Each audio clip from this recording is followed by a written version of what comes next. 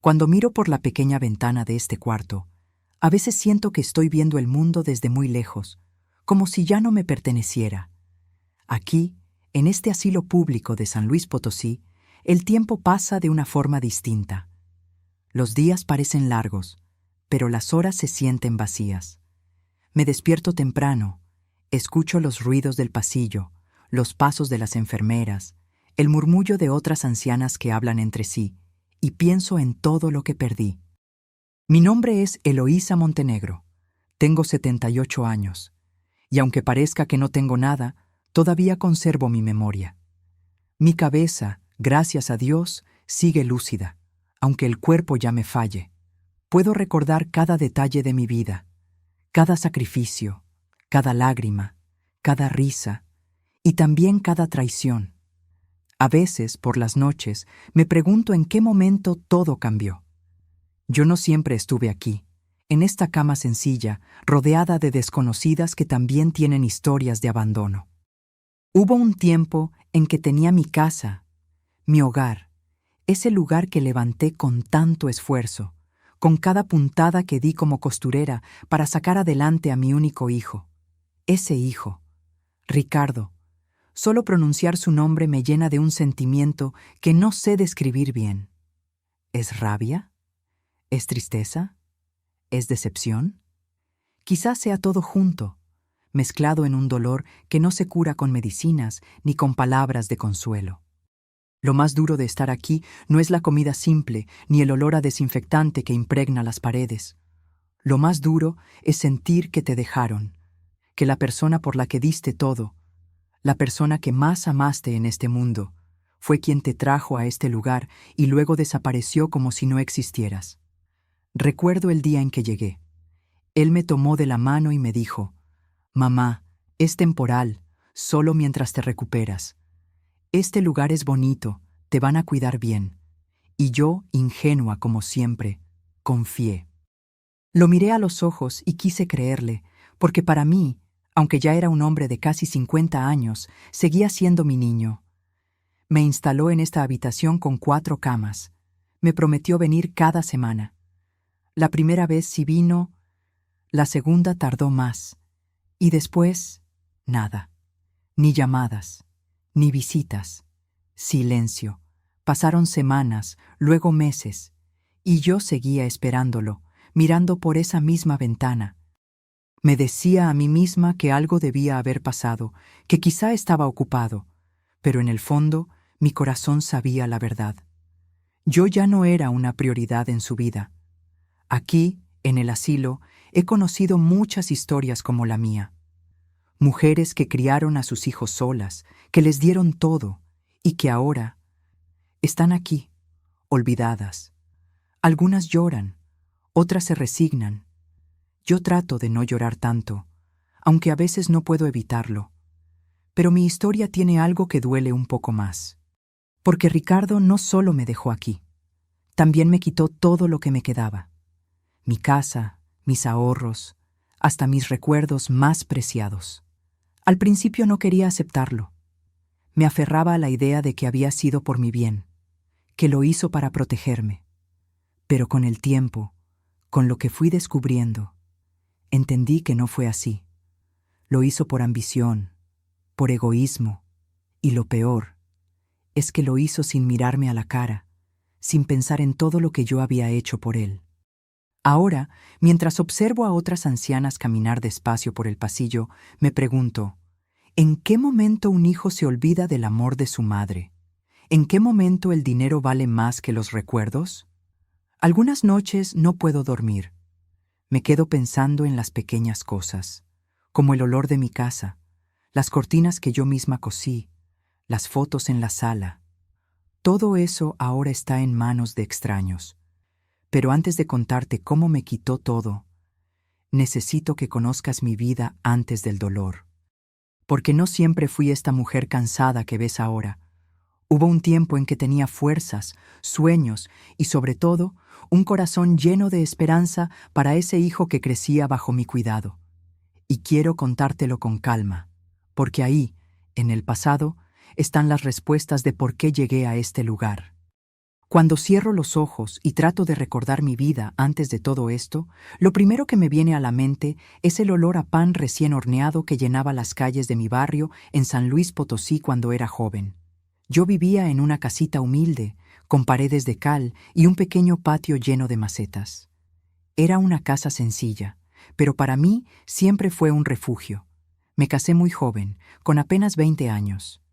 Mi esposo se llamaba Héctor Montenegro, un hombre que en su momento me pareció trabajador y cariñoso. Lo conocí en la feria del pueblo, mientras vendía ropa que yo misma cosía. Él se acercó a comprarme una camisa y terminó llevándose mi corazón. «Señorita, ¿cuánto por esta?», me dijo, con una sonrisa tímida. «20 pesos, pero si me promete que la va a cuidar, se la dejo en 15», le contesté, medio en broma. «¿Y si la compro, viene conmigo a tomar un café?». Yo me sonrojé. En aquellos tiempos, una invitación así era todo un atrevimiento. Pero algo en su mirada me dio confianza. Y así empezó todo. Los primeros años fueron buenos, o al menos eso creí. Héctor trabajaba como chofer de un camión de carga y yo cosía para las vecinas. No éramos ricos, pero tampoco nos faltaba nada. Cuando quedé embarazada de Ricardo, sentí que mi vida estaba completa. Recuerdo la primera vez que lo tuve en mis brazos. Era un bebé pequeñito, con ojos enormes y brillantes, y una voz fuerte que llenaba la habitación con su llanto. Yo lo miraba y pensaba, «Por ti voy a ser capaz de todo, hijo mío. No habrá sacrificio que no haga por ti». Pero la vida tiene sus vueltas. Héctor empezó a cambiar. Se quedaba más tiempo fuera. Llegaba con olor a alcohol y con excusas que no sonaban sinceras. Una noche simplemente no volvió. Esperé días, semanas, hasta que supe por otros que se había ido con otra mujer a Monterrey. Nunca regresó. Nunca más supe de él. Y entonces me quedé sola, con un niño pequeño en brazos y un mundo entero en contra. No fue fácil. Para alimentar a Ricardo, empecé a trabajar día y noche cosiendo ropa para vender en el mercado. Mis manos se llenaron de callos, mi vista se cansó, pero jamás pensé en rendirme. Había días en que solo comía un pedazo de pan para que él pudiera tener un plato de frijoles caliente. A pesar de las carencias, Ricardo creció sano. Era un niño curioso, siempre haciendo preguntas. Tenía un brillo en los ojos que me llenaba de orgullo. Cuando entró a la escuela primaria, yo iba a las reuniones con mi vestido más limpio y planchado, aunque estuviera gastado. Yo quería que él nunca sintiera vergüenza de su madre. Cuando llegó a la secundaria, me pidió una computadora para hacer sus tareas. Yo no tenía dinero para algo así, pero me las arreglé. Vendí mi máquina de coser vieja y pedí un préstamo a una vecina. Cuando por fin le compré aquella computadora usada, sus ojos se iluminaron. «Gracias, mamá. Eres la mejor», me dijo, abrazándome. «No me des las gracias, hijo. Solo prométeme que vas a estudiar mucho para que un día no te falte nada». Ese siempre fue mi sueño, que él tuviera una vida mejor que la mía. Ricardo fue buen estudiante. Cuando lo aceptaron en la universidad para estudiar administración, yo sentí que todo mi sacrificio había valido la pena. Para pagar sus estudios, trabajé aún más. Llegué a coser hasta la madrugada, con los dedos adoloridos. Me privaba de cosas básicas, pero verlo avanzar me llenaba de fuerzas. Había algo que me hacía sentir que Ricardo entendía mi sacrificio. De vez en cuando me decía, «Mamá, cuando termine la carrera, yo te voy a dar una vida digna. No vas a volver a trabajar», y yo le creía. Recuerdo el día de su graduación. Fue uno de los más felices de mi vida. Le compré un traje modesto, pero bien planchado. Cuando lo vi con su toga y su birrete, sentí que el corazón se me iba a salir del pecho. Lloré de emoción cuando lo escuché decir en su discurso, «Gracias a mi madre, que siempre creyó en mí, hoy estoy aquí». Ese día pensé que todo iba a mejorar, que él encontraría un buen trabajo y por fin yo podría descansar. Y de hecho, así fue al principio. Ricardo empezó a trabajar en una empresa importante. Venía a visitarme seguido, me traía regalos pequeños y me contaba sus planes. Pero con el tiempo, algo cambió en su mirada. Ya no era el mismo muchacho humilde y agradecido. Empezó a hablar más de dinero, de contactos, de negocios que prometían ganancias rápidas. A veces lo escuchaba con preocupación, pero me callaba. Yo no sabía que ese sería el comienzo de mi desgracia, porque de aquel niño cariñoso que yo crié, poco a poco empezó a salir un hombre ambicioso, alguien que ya no veía en mí a su madre, sino a una oportunidad. Y todo comenzó con algo aparentemente inocente, una simple petición de confianza. Pero esa parte te la contaré en el próximo capítulo. La primera vez que sentí un vacío extraño en el pecho por Ricardo fue una tarde de domingo. Yo estaba en mi casa, en la misma sala donde tantas veces lo vi jugar de niño, acomodando unas fotos viejas.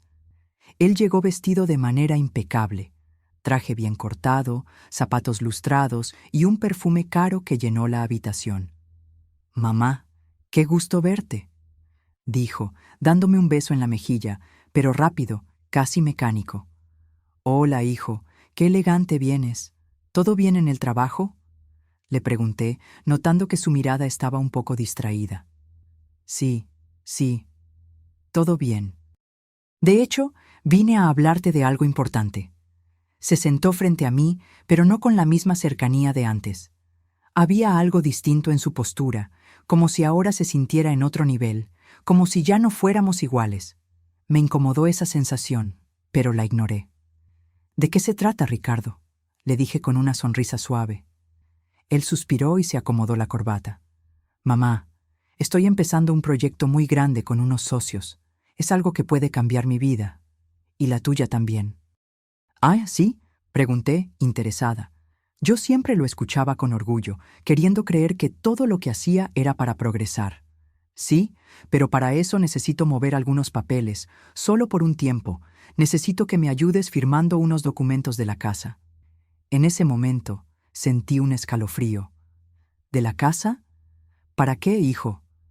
«Mamá, no te preocupes, es solo para presentarla como respaldo mientras cerramos un trato.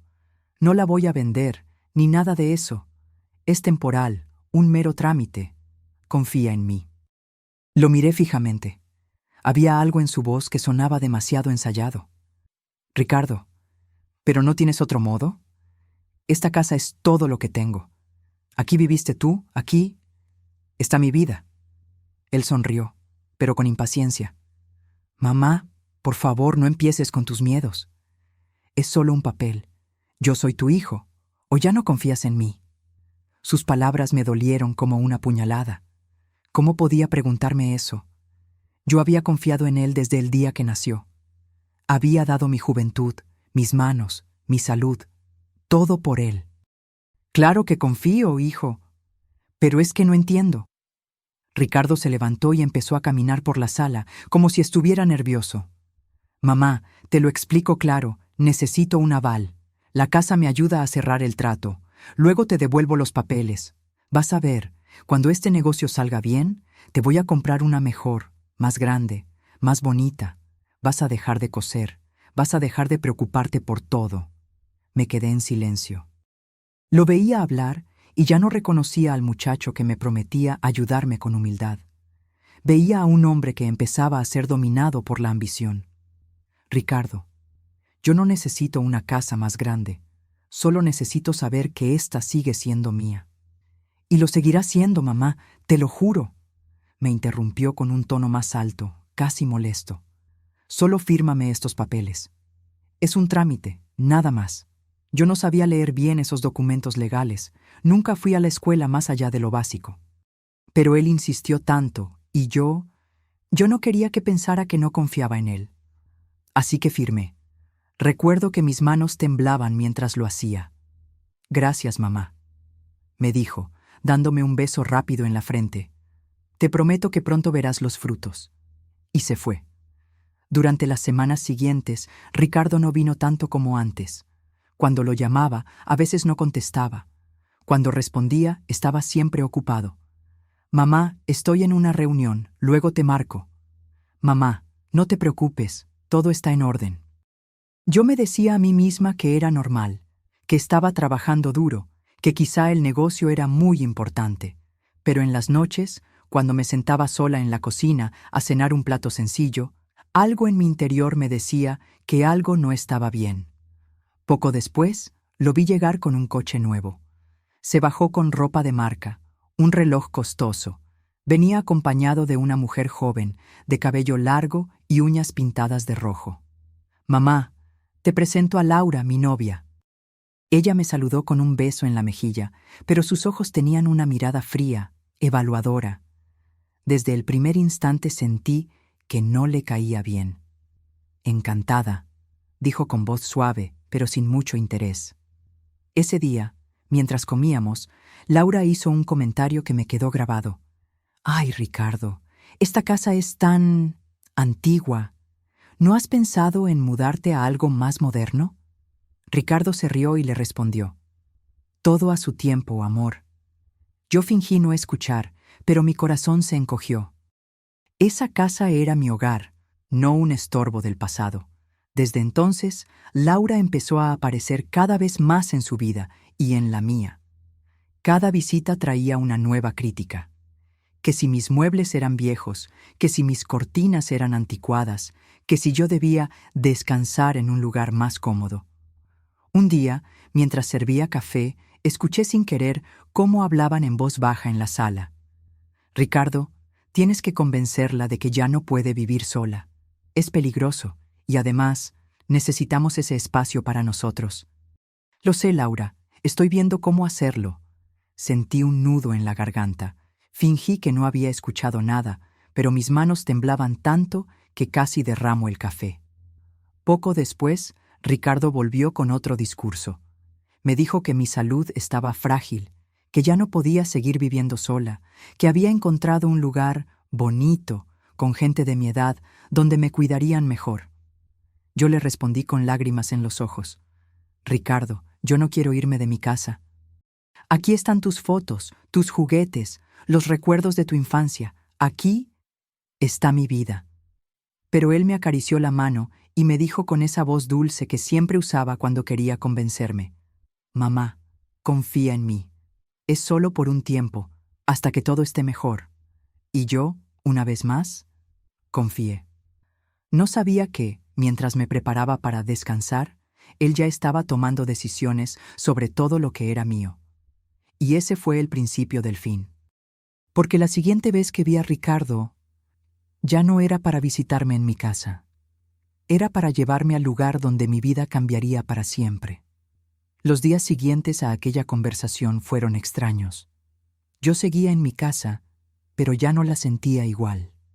Era como si algo se estuviera desmoronando lentamente y yo no supiera cómo detenerlo. Cada rincón, cada mueble, cada foto en las paredes me susurraba recuerdos de Ricardo. Cuando era un niño, cuando todavía me decía «mamá» con ternura. Una mañana, mientras limpiaba el polvo del aparador, tomé en mis manos una foto enmarcada. Ricardo, con apenas 6 años, sonriente, sosteniendo un globo azul. Al ver esa carita inocente, las lágrimas me brotaron sin que pudiera evitarlo. ¿En qué momento ese niño dulce se convirtió en un hombre que ya no me miraba con los mismos ojos? Me repetía una y otra vez que seguramente era solo mi imaginación. Que Laura, esa mujer altiva, no estaba influyendo en él de mala manera. Que Ricardo seguía siendo el buen hijo que yo había criado. Me lo decía, pero mi corazón no lo creía del todo. Esa misma tarde, Ricardo llegó. Pero no vino solo. Venía con Laura otra vez. Ella llevaba un vestido caro y unos tacones que resonaban en el suelo de mi vieja casa. Se sentaron en la sala, y Ricardo comenzó con un tono suave, casi paternal. «Mamá, hemos estado pensando en tu bienestar». «¿Mi bienestar?», pregunté con cautela. «Sí. Mira, yo sé que tú amas esta casa, pero ya no es segura para ti. Las escaleras, los pasillos, todo es muy viejo. Además, estás sola. Si te pasa algo, nadie se dará cuenta a tiempo». Laura intervino con una sonrisa fingida. «Doña Eloísa, yo conozco un lugar precioso, lleno de jardines, donde hay otras señoras de su edad. Tienen actividades, médicos, comida rica. Es como un hotel, pero para descansar y estar tranquila. Yo sentí un escalofrío. ¿Estás hablando de un asilo?, pregunté con la voz temblorosa. No, mamá, no lo llames así, dijo Ricardo, tomándome de la mano. Es temporal, solo para que te recuperes, para que no estés sola. Mientras tanto, yo puedo hacer unos arreglos aquí. Lo miré a los ojos, buscando en ellos la sinceridad que conocía. Pero había algo diferente, una frialdad disfrazada de preocupación. Ricardo, yo no quiero irme. Esta es mi casa, murmuré, apretando su mano. Él suspiró y soltó la mía con delicadeza. Mamá, no te estoy pidiendo permiso, te estoy pidiendo que confíes. Tú siempre confiaste en mí, ¿verdad? Sí, siempre confié. ¿Pero por qué ahora siento miedo? Laura se levantó y empezó a recorrer la casa, mirando todo con ojos de crítica. Ricardo, de verdad, esta casa no es para una señora sola. Además necesita una remodelación urgente. Él asintió. Mamá, solo será un tiempo. Te prometo visitarte cada semana. Vas a estar mejor cuidada que aquí. Me quedé callada. Dentro de mí, una voz gritaba, «No te vayas, no le entregues tu vida». Pero otra voz, la que me hacía aferrarme al amor de madre, me decía, «Es tu hijo, no te haría daño». Quizás tiene razón. No dormí bien esa noche. Me levanté varias veces, caminando por la casa en silencio. Me detuve frente a la puerta del cuarto de Ricardo, donde aún conservaba algunos juguetes, sus libros de la escuela, incluso su vieja mochila colgada detrás de la puerta. Pasé los dedos por el escritorio donde hacía sus tareas cuando era niño. ¿Cómo podría abandonar todo esto? Pero también pensé, estoy cansada, ya no tengo la misma fuerza. Quizás realmente sea mejor descansar un poco. Y así, entre lágrimas y suspiros, empecé a convencerme de que ir a ese lugar bonito no sería tan malo. Los días siguientes, Ricardo fue más insistente. Me llevó folletos con fotos de jardines y ancianas sonrientes jugando a las cartas. Mira, mamá, ¿ves qué lindo? Vas a hacer amigas, vas a estar acompañada. Yo asentía, pero en el fondo no me sentía convencida. Finalmente, un viernes por la mañana, Ricardo llegó con un coche grande. Vamos, mamá, solo por unas semanas. Te prometo que vas a estar bien. Me ayudó a empacar una pequeña maleta con ropa y algunas cosas personales. Yo miraba mi casa, mis muebles, mis macetas, como si los viera por última vez, aunque en ese momento todavía no lo sabía. Laura estaba afuera, esperándonos, con una sonrisa que yo ya no podía soportar. «¿Lista, doña Eloísa? Va a ver que le va a encantar». No respondí. Solo me quedé mirando la puerta de mi casa mientras Ricardo me ayudaba a subir al coche. Sentí que algo dentro de mí se quebraba. Durante el trayecto, mi mente era un torbellino. Quería preguntarle si había hecho algo con los papeles de la casa. Quería exigirle que me explicara. Pero cada vez que lo miraba, veía a ese niño que crié con tanto amor. Y me quedaba callada. Al llegar al lugar, me sorprendió que no era tan bonito como en las fotos. Era un edificio viejo, con paredes blancas un poco descascaradas. Había un jardín pequeño, sí, pero no era el paraíso que me habían descrito. Una mujer con uniforme de enfermera nos recibió. «Bienvenida, señora Eloísa. Este será su nuevo cuarto». Ricardo sonrió. «Solo temporal, mamá, te lo prometo». Me besó la frente y me dijo que volvería en unos días. Y ahí empezó la verdadera lucha. Porque aunque mi corazón me decía que algo estaba mal, seguí negándome a verlo. Me repetía que era temporal, que él vendría pronto, que nada había cambiado realmente. Pero, en el fondo, una parte de mí ya sabía que nunca volvería a mi casa. Los primeros días en el asilo fueron confusos. Todo era nuevo y extraño. Mi cuarto era pequeño, con 2 camas, una para mí y otra para una señora llamada Prudencia, que apenas hablaba. Las paredes eran blancas, sin cuadros, sin recuerdos. Por la ventana solo se veía un jardín descuidado, con un par de bancas de hierro donde a veces se sentaban otras mujeres mayores a mirar el vacío. Al principio, me repetía a mí misma que era algo temporal, Ricardo me había prometido que volvería pronto, que esto era solo mientras. Así que intenté adaptarme.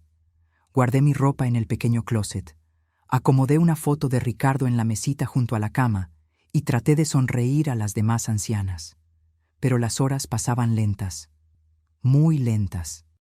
Los días se repetían como un eco. Desayuno a las 7, medicinas a las 9, una caminata corta por el jardín, comida al mediodía, siesta obligada por la tarde. Todo cronometrado, todo igual. Y, lo peor, nadie venía a visitarme. El primer domingo lo esperé. Me senté en la banca del jardín desde temprano, peinada y con mi mejor blusa. Miraba la puerta cada vez que se abría, esperando verlo entrar. Pero no vino. Seguramente está ocupado, me dije. El siguiente domingo también lo esperé. Tampoco llegó. Al tercer domingo dejé de arreglarme. Ya no quería sentarme a mirar una puerta que no se abriría para mí. Fue entonces cuando empecé a conocer las historias de las otras mujeres del asilo. Había una señora llamada Berta que siempre lloraba en silencio porque su hijo la había traído ahí y nunca volvió. Otra, llamada Soledad, decía que su familia la internó para vender la casa. Todas tenían un dolor parecido. Y yo, aunque no quería aceptarlo, empecé a temer que lo mío sería igual. Las noches eran las peores. Me acostaba en esa cama fría y me venían a la mente recuerdos de mi hogar. Escuchaba en mi cabeza los sonidos de mi casa, la puerta que crujía, el tic-tac del reloj de la sala, el canto de los pájaros en mi patio. Aquí no había nada de eso, solo silencio interrumpido por los sollozos de alguna anciana que no podía dormir. Pasaron 2 meses. Ricardo no volvió, no llamó, no mandó ni una nota. Un día, reuní valor y le pedí a una de las enfermeras que me dejara usar el teléfono del asilo. «Claro, doña Eloísa. ¿A qué número quiere llamar?» Se lo di. Marcó. Sonó, hasta que entró el buzón de voz. «Hola, soy Ricardo. No puedo atender ahora. Deja tu mensaje». Colgué sin dejar mensaje. No quería que mi voz sonara tan desesperada. Fue entonces cuando empecé a notar cosas extrañas. La trabajadora social del asilo, una mujer joven llamada Maribel, vino a verme un día. Me dijo con una mirada amable: «Señora Eloísa, necesitamos confirmar algunos datos para el registro. Su hijo dejó su dirección como responsable, pero también nos dio otro contacto. ¿Le parece si revisamos?» «¿Otro contacto?», pregunté confundida. «Sí, una señora, Laura Salcedo. ¿La conoce?» Mi corazón dio un vuelco. Laura. Ella ya figuraba como contacto directo, como si fuera dueña de mi vida. «Sí, es la novia de mi hijo», dije, sintiendo un nudo en la garganta. Maribel me miró con un dejo de lástima. «Entiendo. Bueno, cualquier cosa, también podemos comunicarnos con ella». No dije nada, pero dentro de mí empezó a crecer una inquietud que no me dejaba dormir. Una semana después, Maribel volvió. Esta vez, traía un sobre. «Señora Eloísa, llegaron unos papeles a nombre de usted. Parece algo relacionado con la vivienda que dejó». Mis manos temblaron al abrirlo. Era una notificación del registro público. Decía que la propiedad ubicada en mi dirección había sido vendida. Vendida. Mi corazón se detuvo. ¿Qué significa esto?, pregunté, con la voz apenas audible. Maribel me miró seria. «Significa que su casa ya no está a su nombre, señora Eloísa». Me quedé muda. No podía ser. No podía. Ricardo me había dicho que solo era un préstamo, un aval, que todo volvería a mí. Sentí que las paredes del cuarto se cerraban sobre mí. «Debe ser un error», murmuré, con lágrimas llenándome los ojos. «Mi hijo me dijo que...» Pero las palabras se ahogaron en mi garganta, porque en el fondo ya sabía la verdad. Ricardo no solo me había dejado en ese lugar, también había aprovechado para despojarme de lo poco que tenía. Ese día, por primera vez en muchos años, sentí odio. Odio hacia mi propia sangre, y al mismo tiempo un dolor tan profundo que no podía ni llorar. Me quedé sentada en la cama, mirando la nada, mientras la foto de Ricardo en la mesita parecía mirarme con burla. Esa noche no dormí. Me quedé pensando en cada momento en que confié en él, en cada sacrificio que hice. Me dolía el pecho, como si algo dentro de mí se estuviera rompiendo para siempre. Al amanecer, escuché a Berta llorar en la cama de al lado. Me acerqué y le pregunté, ¿por qué llora? Ella me miró con ojos rojos y dijo, mi hijo vendió mi casa y me dejó aquí. Y entendí que ya no estaba sola en ese dolor. Pero también supe que no podía quedarme de brazos cruzados. Tenía que saber la verdad completa. Fue entonces cuando Maribel, la trabajadora social, se acercó a mí y me dijo algo que cambiaría el rumbo de mi historia. Doña Eloísa, si usted quiere, puedo ayudarla a investigar qué pasó exactamente con sus bienes. No es justo que no sepa la verdad. La miré con los ojos llenos de desesperación. Por favor, ayúdame. Y así, en medio de mi soledad, surgió un pequeño rayo de esperanza. Después de aquella noche en que supe que mi casa ya no estaba a mi nombre, pasé varios días en un estado de tristeza tan profundo que apenas hablaba. Me sentía vacía, como si todo lo que me sostenía en la vida se hubiera desmoronado. Maribel, la trabajadora social, venía a verme cada mañana. Se sentaba a mi lado con paciencia, como si supiera que yo necesitaba tiempo para procesar todo. Doña Eloísa, no puede dejarse vencer, me decía con voz suave. Usted tiene derecho a saber la verdad. Yo la miraba con los ojos rojos de tanto llorar. ¿De qué sirve saber la verdad si no puedo hacer nada?, susurraba. Sirve para recuperar su dignidad, y quién sabe, tal vez todavía pueda hacer algo. Sus palabras me dieron un leve consuelo. No mucha esperanza, pero sí una pequeña chispa. Una tarde, Maribel llegó con una carpeta en las manos. He estado investigando un poco. Tengo acceso a ciertos registros. Mire esto. Me mostró unos documentos impresos. Allí estaba, claro como el agua. Ricardo Montenegro había vendido mi casa hacía más de un mes. No solo eso, también había vaciado una cuenta de ahorros que yo tenía en el banco, la misma donde guardaba el dinero que me costó años de trabajo. Lo transfirió todo a una cuenta conjunta con Laura Salcedo, me explicó Maribel con cautela. Sentí una punzada en el pecho. Laura. Esa mujer que apenas conocía ya tenía todo lo que yo construí en décadas. Entonces, ¿él me trajo aquí para quedarse con todo? Pregunté con un hilo de voz. Maribel asintió con tristeza. Lo siento mucho, doña Eloísa. Es duro, pero sí. Me quedé en silencio, apretando los papeles con tanta fuerza que mis manos temblaban. En ese momento, algo dentro de mí cambió. Pasé del dolor a la rabia. No podía quedarme sentada esperando a morir en ese lugar. Tenía que hacer algo. Maribel, ¿qué puedo hacer? Ella respiró hondo. Podemos presentar una denuncia. Es un proceso lento, pero es su derecho. Si podemos demostrar que usted firmó esos papeles sin plena conciencia de las consecuencias, podría haber una posibilidad de revertir la venta, o al menos de enfrentar a su hijo legalmente. Yo dudé.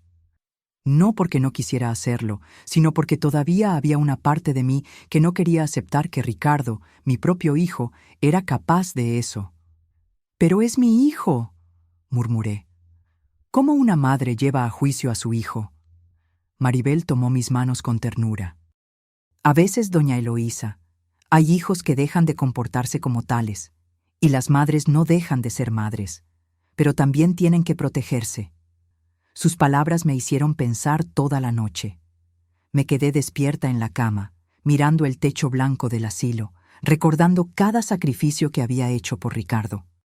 Recordé mis noches cosiendo hasta el amanecer para pagar su universidad, los días en que pasé hambre para que él pudiera comer bien, las veces que vendí mis pocas joyas para comprarle libros. Todo eso para que él me pagara así. Al amanecer, ya no había dudas. No podía dejar que se saliera con la suya, no solo por mí, sino por todas las madres que terminaban abandonadas. Al día siguiente, fui con Maribel. Sí, hagámoslo, le dije con determinación. Quiero denunciarlo. Ella sonrió, como quien ve renacer la fuerza en alguien que había perdido toda esperanza. Muy bien, entonces vamos a empezar. Pasamos varias horas llenando formularios. Maribel me explicó cada paso. Era un proceso complicado, pero yo ya no sentía miedo. Sentía que, aunque no recuperara mi casa, al menos iba a mirarlo a los ojos y decirle que sabía la verdad. Mientras hacíamos esto, Maribel también me contó algo que no esperaba. Doña Eloísa, no es la primera vez que veo algo así. Muchos hijos abandonan a sus padres por dinero, pero a veces la vida misma se encarga de cobrar las deudas. Yo la miré, intrigada. ¿Qué quiere decir? Que no todo en esta vida queda impune. Ya verá. No entendí del todo sus palabras, pero me dieron una sensación extraña, como si algo estuviera por venir. Unos días después, Maribel me trajo una noticia inesperada. He escuchado rumores. Ricardo no está tan bien como parece. ¿Cómo? Pregunté. Parece que su negocio no salió como esperaba. Algunos de sus socios lo están demandando, y al parecer, Laura lo ha dejado. Me quedé callada, procesando esa información. ¿Así que la ambición que lo hizo traicionarme ahora se volvía contra él? No sentí alegría ni venganza. Sentí algo más complejo, una mezcla de tristeza y resignación, porque aunque la vida empezaba a darle una lección, nada cambiaría lo que ya había hecho conmigo. Pero al menos, ahora tenía un motivo para verlo cara a cara. Maribel, quiero enfrentarlo, le dije con firmeza. Quiero que sepa que sé todo. Lo haremos. Lo citaremos a una reunión oficial aquí. Y así, por primera vez en mucho tiempo, sentí que recuperaba un poco de control sobre mi vida. Porque ya no era solo una anciana abandonada en un asilo. Ahora era una madre dispuesta a mirar de frente la traición de su hijo. Nunca había imaginado que llegaría el día en que me sentaría frente a mi propio hijo, no para abrazarlo, sino para exigirle explicaciones. En mis pesadillas más oscuras, jamás pensé que tendría que pedirle cuentas por haberme dejado en un lugar como este, como si yo fuera una carga, una sombra de su pasado. Pero el momento había llegado. Maribel organizó todo con precisión. Llamó a Ricardo por teléfono y, para sorpresa de ambas, él aceptó la cita. Quizás creyó que podía convencerme de nuevo. Quizás pensó que aún era la misma mujer que le firmó papeles sin preguntar. Lo que no sabía era que ahora yo llevaba dentro algo que él no había visto antes, una rabia digna, serena, la de una madre herida que ya no se deja engañar. El día del encuentro me levanté temprano. Me puse la blusa que más me gustaba, la azul con flores pequeñas, esa que siempre usaba en los cumpleaños de Ricardo cuando era niño. Me peiné con cuidado, me puse un poco de perfume barato y miré mi reflejo en el espejo del baño compartido del asilo. Hoy no vas a llorar, Eloísa, me dije a mí misma. Hoy vas a mirarlo como se mira a un extraño. Maribel me acompañó a la sala de visitas, una habitación con una mesa redonda y 4 sillas. Había una ventana pequeña y una planta artificial en una esquina. El lugar no era bonito, pero servía para lo que venía. Pasaron 20 minutos. Yo ya pensaba que no vendría. Pero entonces escuché la puerta abrirse. Ahí estaba. Ricardo. Vestía bien, como siempre, aunque ya no tan impecable. Su corbata estaba torcida y sus ojos tenían ojeras. Había bajado de peso. Detrás de él no venía Laura, ni nadie. Estaba solo. «Mamá», dijo con voz apagada. Lo miré a los ojos. No me levanté, no lo abracé. Solo lo miré, con la misma intensidad con que lo miraba de niño cuando hacía algo mal. «Siéntate», le dije con tono firme. Él se sentó frente a mí.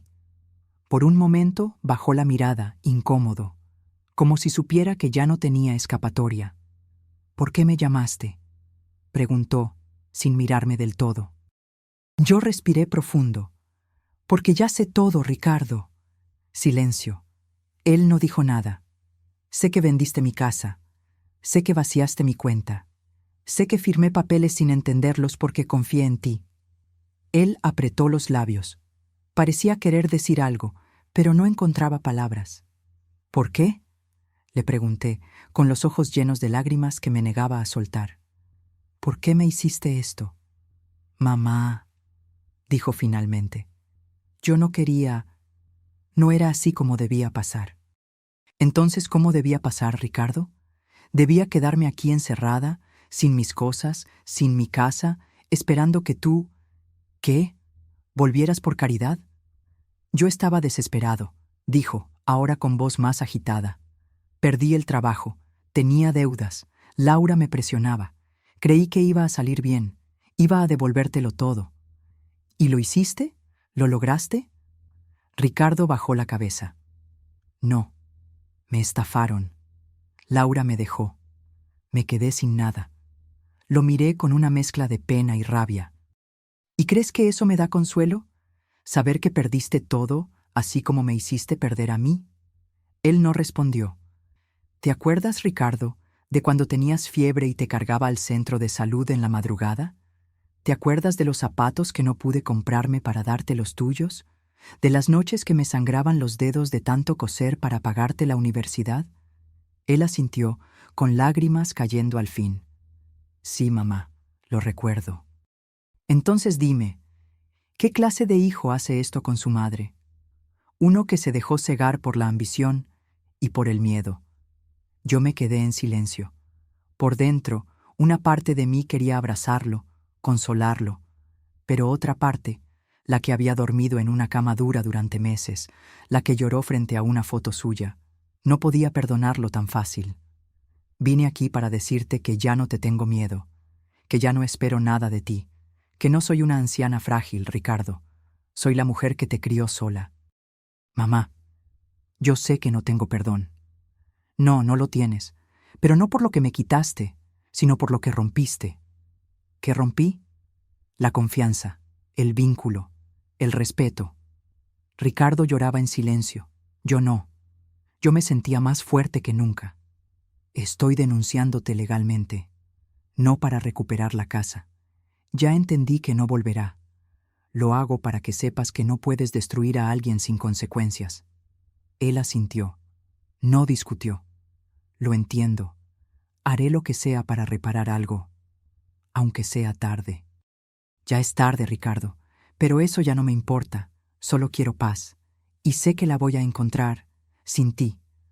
Me levanté. Maribel me tomó del brazo. Ricardo se quedó sentado, cabizbajo, derrotado. Antes de salir, me detuve y lo miré una última vez. Te amé más que a mi vida, pero hoy me amo más a mí. Y salí de esa sala sin volver la vista atrás. Por primera vez en muchos meses, me sentí libre. Después de aquel día en que enfrenté a Ricardo, algo dentro de mí cambió para siempre. Ya no era la misma mujer que había llegado al asilo llena de dudas y lágrimas.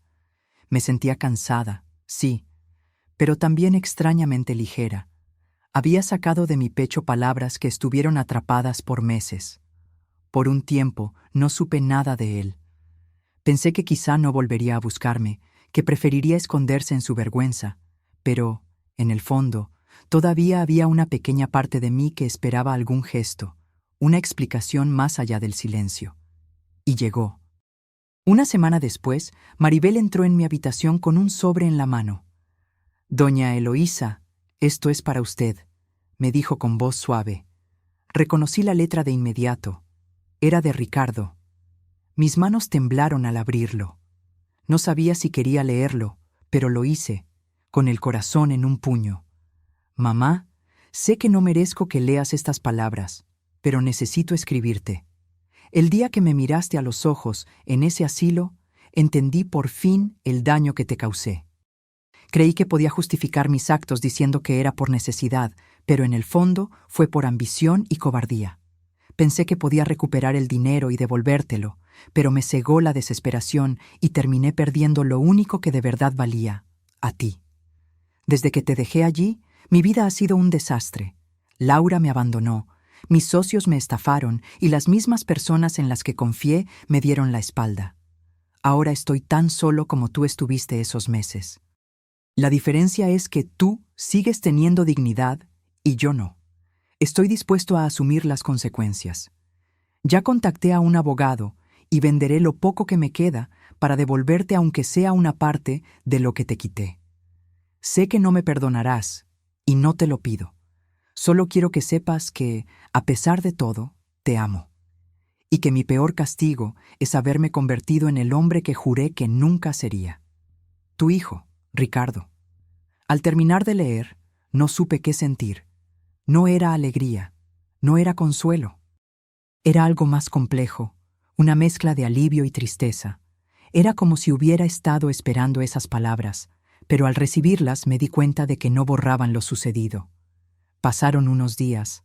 Maribel vino nuevamente con otra noticia. Doña Eloísa, Ricardo ha sido demandado por fraude por sus antiguos socios. Él mismo se presentó ante las autoridades y confesó lo que hizo, incluso contigo. Me quedé en silencio. Y también pidió venir a verte otra vez, añadió. Mi corazón se encogió. Una parte de mí quería verlo, otra parte no. ¿Qué podría decirme que ya no hubiese dicho? Pedí tiempo para pensar.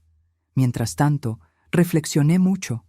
Caminaba por el pequeño jardín del asilo y observaba a las otras ancianas. Muchas de ellas estaban allí por historias parecidas. Madres que lo dieron todo y que terminaron olvidadas. Algunas seguían esperando visitas que nunca llegarían. Yo, al menos, había tenido un cierre. Empecé a entender algo importante. No era cuestión de castigo. La vida misma se encargaba de poner las cosas en su lugar. Ricardo, cegado por la ambición, había perdido lo más valioso. Y yo, aunque sin casa, sin bienes, seguía en pie. Finalmente, decidí escribirle de vuelta. Ricardo, recibí tu carta. La leí con calma. No voy a mentirte. Todavía me duele todo lo que pasó. Las heridas no se cierran con palabras, pero al menos agradezco que por fin hayas aceptado la verdad. No necesito que te castigues por mí. Lo que hiciste ya tiene su propio precio. No busques devolverme cosas materiales. Lo que perdí no es solo una casa, fue la confianza. Y esa, hijo mío, no se compra. Por ahora no quiero verte, necesito paz. Si realmente quieres cambiar, hazlo por ti mismo. Tal vez, algún día, podamos mirarnos de nuevo sin tanto peso. Hasta entonces, cuida de ti. Mamá. Maribel envió la carta por mí. Días después supe, a través de ella, que Ricardo había comenzado a trabajar como voluntario en un albergue para ancianos. Intentaba reparar, de alguna forma, el daño que había causado. No lo hacía para mí. Lo hacía para sí mismo. Y ahí entendí la verdadera revelación. No se trataba de recuperar la casa, ni el dinero, ni siquiera la relación que habíamos perdido. Se trataba de entender que, a veces, el perdón no significa olvidar ni reconciliarse. Significa soltar el peso que te consume para poder seguir adelante. Yo no sabía si algún día volvería a ver a Ricardo. Quizás sí, quizás no. Pero ya no me dolía como antes, porque al final yo había sobrevivido. Y eso era mi mayor victoria. Hay momentos en la vida en los que una cree que ya no tiene nada más que perder. Cuando me vi en este cuarto del asilo, sin mis cosas, sin mi casa, sin el calor de mi propio hijo, pensé que mi historia había terminado. Pensé que me había convertido en una sombra, esperando simplemente el paso de los días. Pero con el tiempo, descubrí que el dolor también puede ser maestro.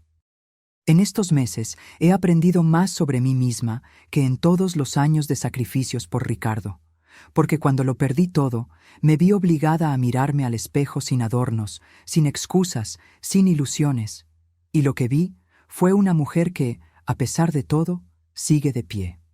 Mucho tiempo me culpé.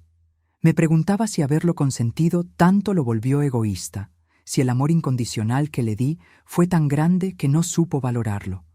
Me repetía una y otra vez. Quizá fui demasiado buena, demasiado confiada.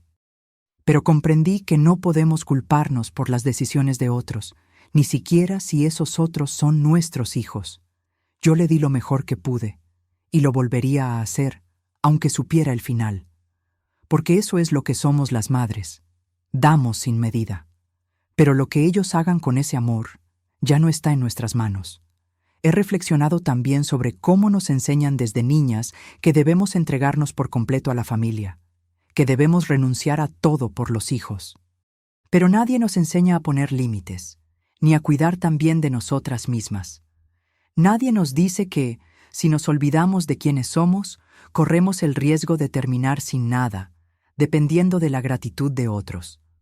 Hoy entiendo que el amor de madre no debe significar olvido de una misma, porque cuando todo se derrumba, lo único que queda es lo que tú eres, no lo que diste. En el asilo, cada día escucho historias parecidas. Historias de mujeres que trabajaron toda su vida para criar hijos que ahora ni siquiera llaman. Cada una de nosotras tiene un rostro distinto, pero el mismo dolor en la mirada. Sin embargo, también veo fortaleza en cada una, porque aunque nos traicionaron, seguimos respirando, seguimos encontrando pequeñas alegrías en las conversaciones, en un rayo de sol, en una sonrisa sincera. Eso me hizo darme cuenta de algo más. No somos lo que nos hicieron, somos lo que elegimos ser después de lo que nos hicieron. Yo podría quedarme amargada, llena de odio, repitiendo cada día la traición de Ricardo, pero no quiero que lo último que quede de mí sea resentimiento. Quiero que quede paz. Ricardo ahora carga con su propia cruz. Su carta me mostró que está arrepentido, pero no porque yo lo exigiera, sino porque la vida lo puso frente a su espejo. Y aunque me dolió cada palabra, también sentí alivio al saber que entendió el daño. Ya no necesito verlo pagar. Ya no espero que venga a devolverme nada. Mi mayor reparación es haber recuperado mi dignidad. Y, aún así, no puedo negar que todavía hay un rincón en mi corazón que lo sigue amando. Porque el amor de madre no desaparece del todo, aunque cambie de forma. Hoy, ese amor ya no es el mismo que antes. Es un amor sereno, distante, que desea que él encuentre su camino, pero que ya no se sacrifica por él.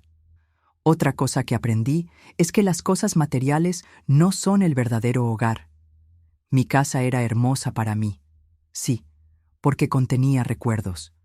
Pero los recuerdos siguen vivos en mí, no en las paredes. Nadie puede quitarme las memorias de Ricardo cuando era niño, su primera sonrisa, sus pasos torpes, su voz diciéndome, «Mamá, te amo». Eso sigue siendo mío, aunque él haya cambiado. También aprendí que siempre hay personas buenas, aunque no sean de tu sangre. Maribel es prueba de eso. Ella me ayudó cuando nadie más lo hizo, me escuchó cuando nadie más quería oír. Y en sus gestos entendí que la verdadera familia no siempre es la que nace contigo, sino la que se queda cuando todos los demás se van. Con las otras mujeres aquí, hemos formado una pequeña comunidad. Compartimos historias, lloramos juntas, pero también reímos de cosas simples. Y me di cuenta de que no estoy tan sola como pensaba. La soledad verdadera no es la falta de compañía, es la falta de alguien que te vea como eres. Y aquí, aunque seamos desconocidas, nos vemos de verdad. Me preguntan a veces si he perdonado a Ricardo, y mi respuesta es complicada. No lo he perdonado para absolverlo, lo he perdonado para liberarme a mí, porque el odio solo envenena a quien lo siente.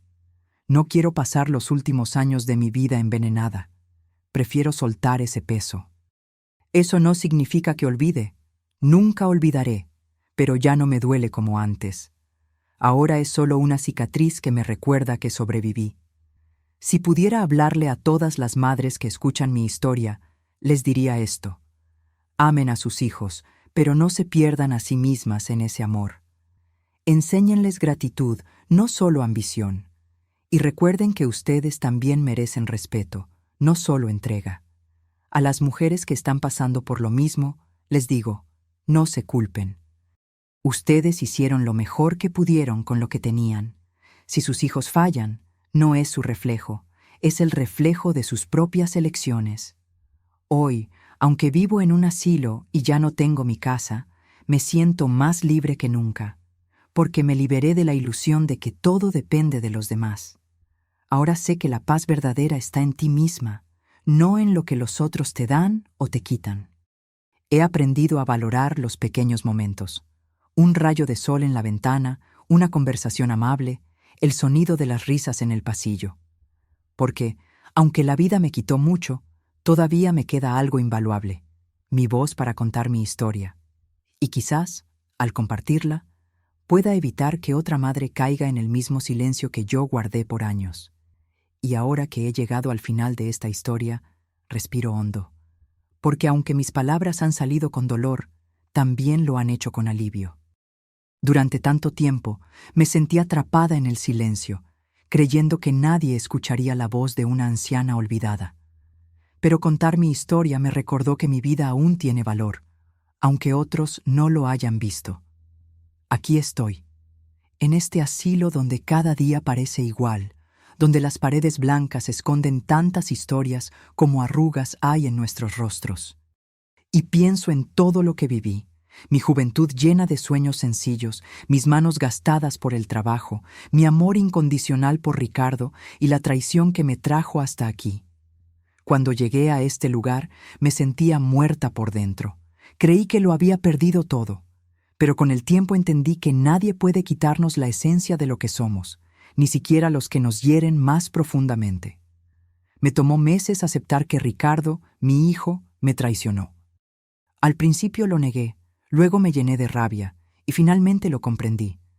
Comprendí que su ambición no nació de la nada, que quizá, sin querer, yo también lo crié pensando que siempre tendría todo fácil, que yo siempre estaría para salvarlo. Le di todo, menos la lección más importante, valorar lo que se recibe. Y ahí está una gran enseñanza para todas las madres. No den solo cosas, den valores, enséñenles a sus hijos que nada es gratis, ni siquiera el amor de una madre. Aquí, entre estas paredes, escuché historias de otras mujeres como yo. Historias que se repiten con diferentes nombres, pero con el mismo dolor. Una mujer llamada Beatriz me contó que su hijo la internó y luego se quedó con su negocio. Otra, llamada Soledad, aún espera todos los domingos que su familia la visite, aunque hace 2 años que nadie viene. Cada vez que las escucho, veo que no estoy sola en este destino. Y también aprendí otra gran verdad. La soledad no es estar sin gente, es estar sin amor. Porque, aunque yo esté aquí rodeada de ancianas y enfermeras, no me siento completamente sola. He encontrado apoyo en personas que no comparten mi sangre, pero sí su humanidad. Maribel, la trabajadora social, fue un faro en mi oscuridad. Ella me ayudó a ver que todavía tenía derecho a levantar la voz, y eso me hizo recuperar mi dignidad. Pienso mucho en Ricardo. No puedo mentir, sigo amándolo. No del mismo modo que antes, no con la ceguera del amor maternal que todo lo justifica.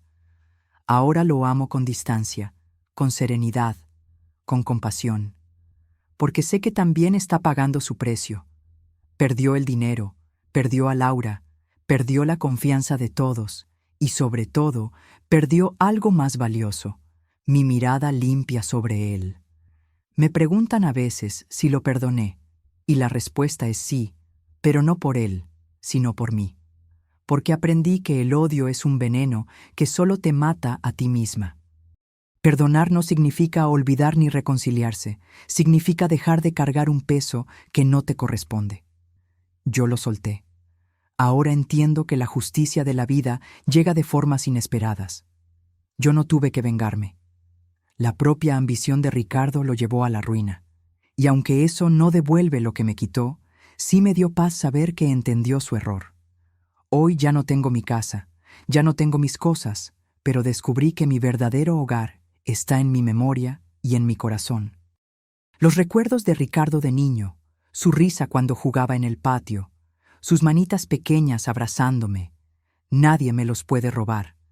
Aunque el hombre que es hoy me haya herido, el niño que fue sigue vivo en mi memoria, y eso es algo que atesoro sin dolor. He aprendido a encontrar belleza en lo pequeño, En este asilo disfruto de cosas que antes no valoraba. El sol de la mañana entrando por la ventana, una taza de café compartida con las otras mujeres, una canción que me recuerda mis años jóvenes. Porque aunque me hayan quitado lo material, todavía puedo elegir cómo vivir lo que me queda. Y aquí es donde quiero hablarte a ti, que me escuchas.